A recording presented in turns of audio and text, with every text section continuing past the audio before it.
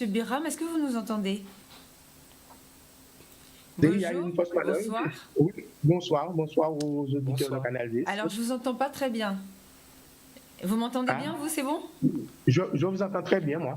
Bon, bah super. Alors, Monsieur Biram, je vous laisse vous présenter, hein. Vous êtes, comme je disais, vous êtes secrétaire général. Justement, le président de la Chambre parlait d'artisans, enfin de centres de formation. Il y a les apprentis. Comment se passe la rentrée? Comment ça se passe au niveau des professeurs? Est-ce que vous avez des informations dans les écoles? Parce que vous aussi, vous avez reçu les fameuses fiches techniques dont on a parlé aujourd'hui. Oui, donc il faut dire que si au niveau des artisans, ils sont pressés de reprendre, nous, au niveau de l'unité éducation, et je dirais même au niveau des autres organisations syndicales, nous avons demandé aux collègues, en fait, d'être très prudents par rapport à cette rentrée. Il faut savoir que euh, normalement, ce déconfinement, je dirais cette fin de confinement, pour nous, ça se passe trop tôt. Ça se passe trop tôt parce que nous ne voulons surtout pas qu'une nouvelle infestation se renouvelle et qu'à ce moment-là, que le virus reparte. Fort de ça, nous avons donc à un moment donné contacté les maires, on a discuté avec eux, et d'ailleurs, il y a eu une CTAP qui s'est déroulée lundi de la semaine dernière, où lors de cette CTAP, eh bien, la quasi-totalité des maires, sauf 3, ont décidé de ne pas rouvrir Oui, de les maintenir les écoles établissements fermées. scolaires. Voilà, voilà. Il faut savoir que contrairement à ce qui se passe au niveau de la région ou au niveau du département, les maires ont aussi cette fonction de police, parce que c'est le premier officier de police judiciaire de la commune, et les maires ont la possibilité de fermer leur école.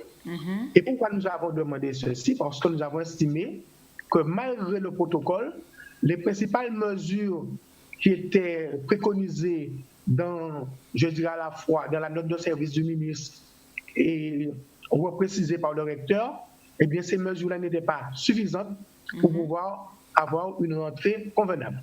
Notamment, lorsque vous regardez la première mesure barrière, cette première mesure barrière, il faut se laver les mains de façon régulière. Oui, il n'y a pas d'eau. Or, nous savons que au niveau de la Guadeloupe, d'ailleurs, ça fait des années que le problème dure au niveau des écoles, des lycées, des collèges, au niveau aussi des particuliers, on a un gros problème d'eau.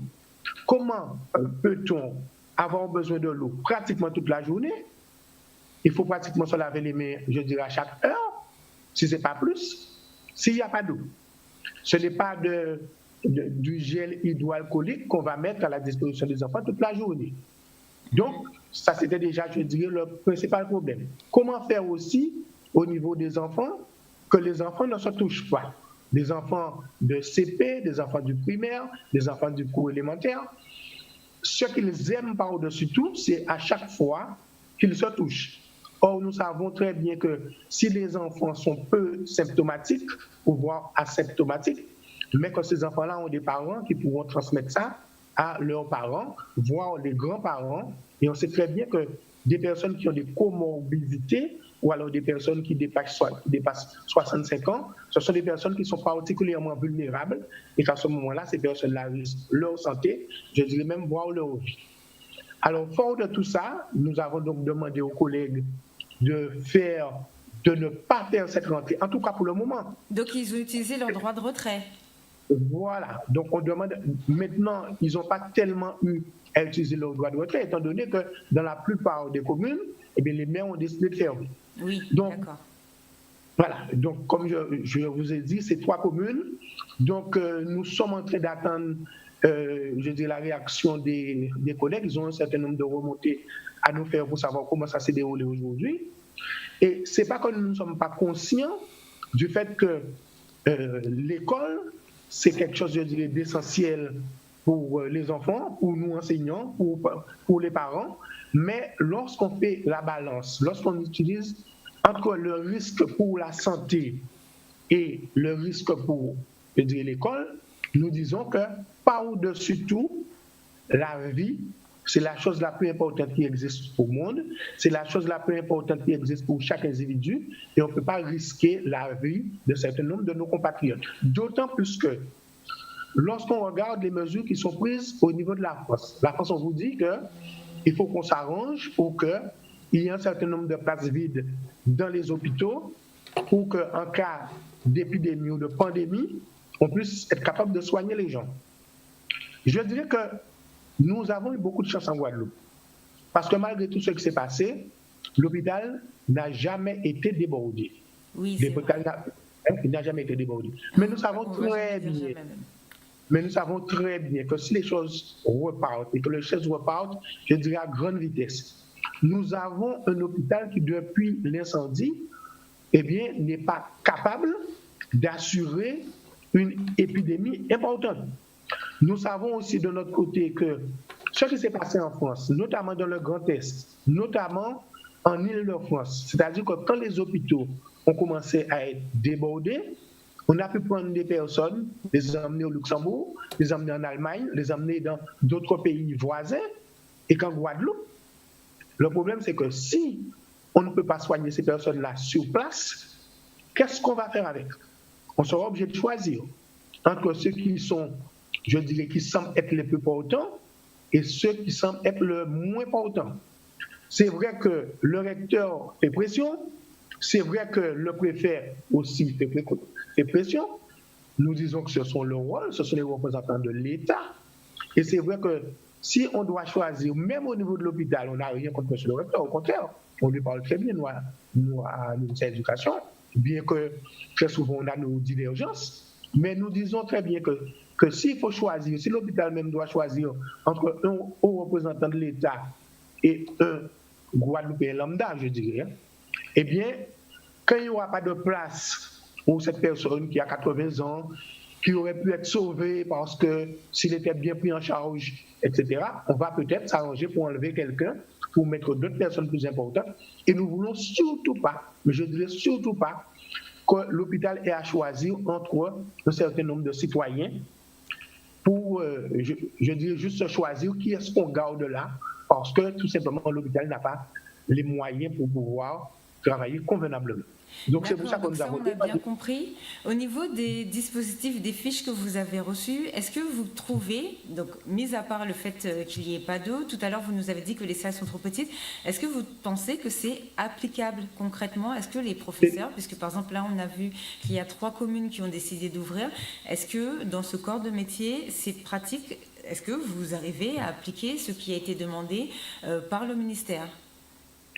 Je dirais que la fiche, cela sert de guide, hein, donc, mais nous ne pensons pas que les établissements, à leur ouverture, notamment, je dirais, pour le second degré, ça se passera la semaine prochaine pour les 6e et les 5e, nous ne voyons pas comment tous les établissements pourront appliquer cette fiche-là, je dirais, convenablement. Le nombre d'élèves par établissement. Il y a toujours des problèmes. Lorsqu'on regarde, on demande à ce que les élèves soient à peu près à 15 par salle. 15 par salle, si on respecte les 4 mètres carrés minimum par élève, il faut avoir déjà 60 mètres carrés. 60 mètres carrés, le maître ou bien le prof n'est pas encore comptabilisé dans cette surface. Donc il faut beaucoup plus. Les établissements de Guadeloupe n'ont pas beaucoup de salles qui font ceci. Les salles polyvalentes, les grandes salles, on fait de grandes réunions, d'accord. Ensuite, on nous dit effectivement on va baisser. Le rectorat propose qu'il y ait 9, 10 élèves par classe. D'accord. Mais ensuite, après, vous avez la récréation. Si les premiers jours, les gens pourront être vigilants pour empêcher que les élèves se rencontrent dans la récréation, je ne pense pas que ça va durer longtemps. Les élèves vont se rencontrer, les élèves vont se toucher. Il y a le problème des transports scolaires. Comment faire respecter ces distanciations dans les transports scolaires? Nous voyons aujourd'hui, il y a une ouverture en France au niveau du métro. On me dit que ce n'est pas la même chose, ça c'est vrai. Mais nous, notre métro, je disais, ce sont les transports scolaires. On a quand même pu constater qu'aujourd'hui, il y a des moments où il y avait trop de gens.